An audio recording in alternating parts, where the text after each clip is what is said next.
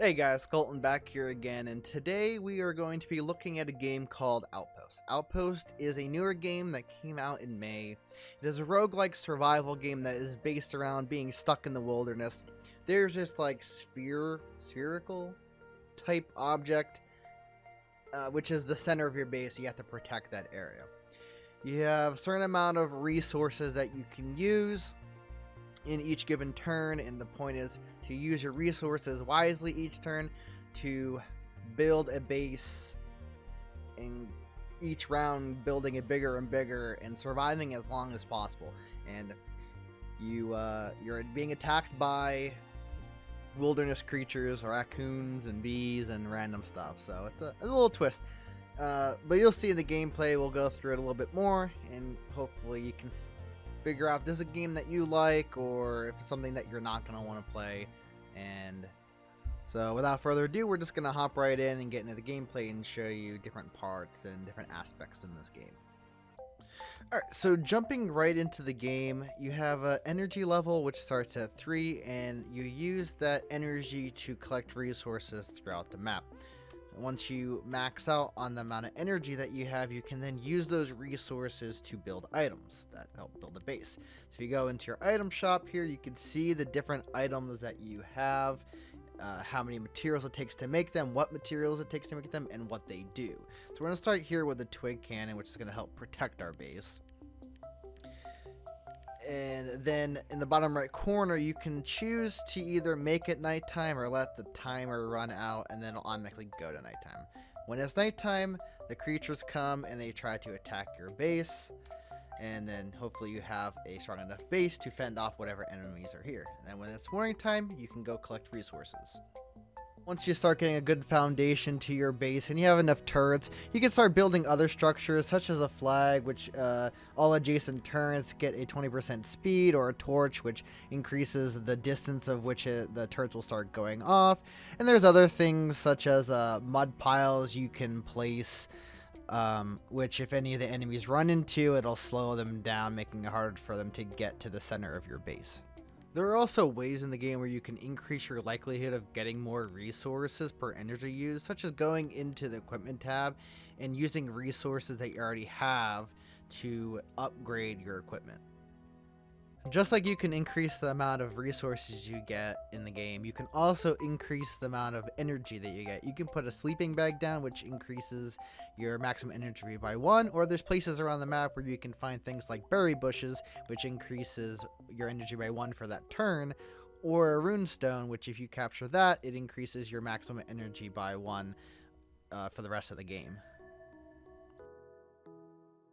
Just like there's items that you can find throughout the map, there are a few artifacts or power-ups that spawn each game near the core of your base, and they're used for a bunch of different reasons. You can click on them to see what they do. Some of them increase your attack speed, your attack damage, or things like the spring vine here. If you build near it, it'll give you half your resources back. But then it also creates a vine, and in that block you wouldn't be able to build anything. So they can be helpful and hurtful at the same time. In this game, each nightfall that you successfully survive, the swarms of enemies get increasingly more difficult each round, where they'll start throwing in bosses such as this Raccoon King, or they'll start implementing new characters that take more hits to kill, or just increasing the amount of enemies that come at you at the same time. Amongst many other ways you can protect your base, you can also unlock things such as a bow, which you can then craft using resources that you obtained, and then upgrade it from there, which is then used to fight off any kind of swarms, which is just an added layer of defense for your base.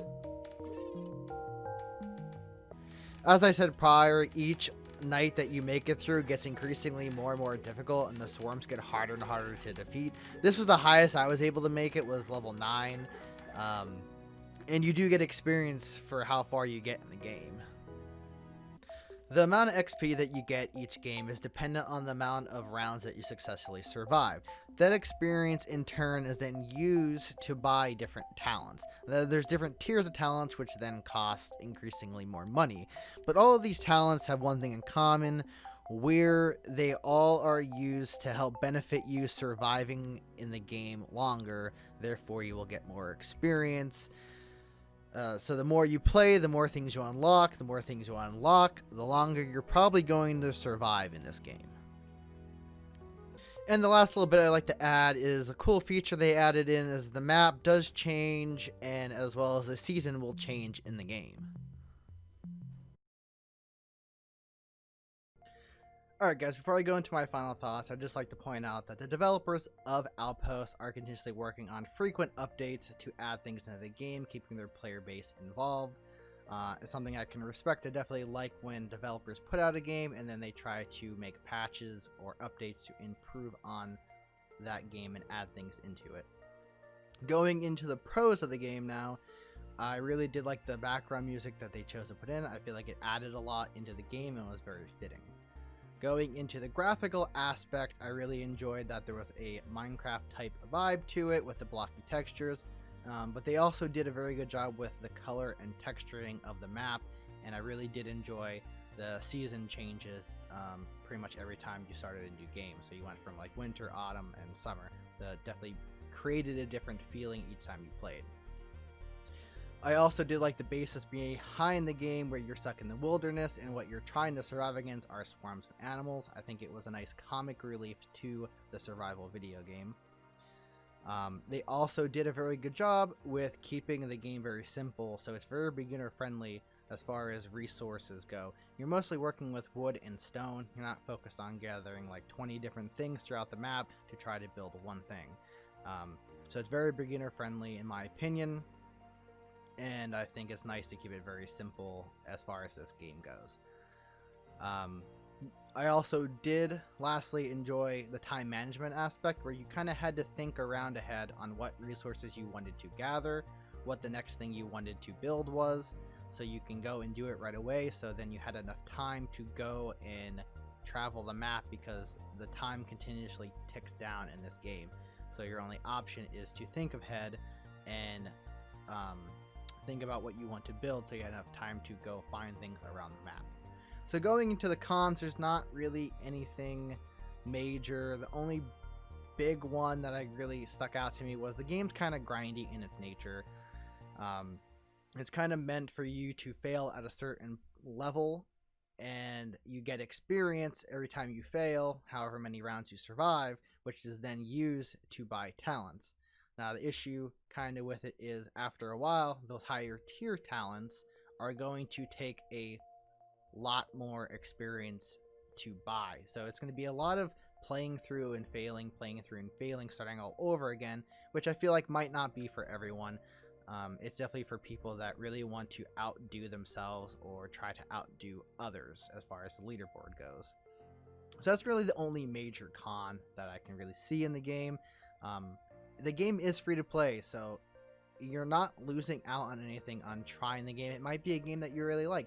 For me, it's going to be mostly a game that I feel like I can just kind of chill out to and pass time. So hopefully this review slash gameplay kind of helped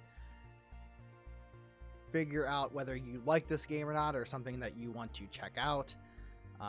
If you did like it, please like the video, subscribe if you enjoyed the content, and comment on any future video games you'd like to see me do a kind of gameplay review of. You can also find me on Twitch. I stream almost daily. I'll leave the description down below. And until next time, I hope you all have a great week, and we'll see you in the next video.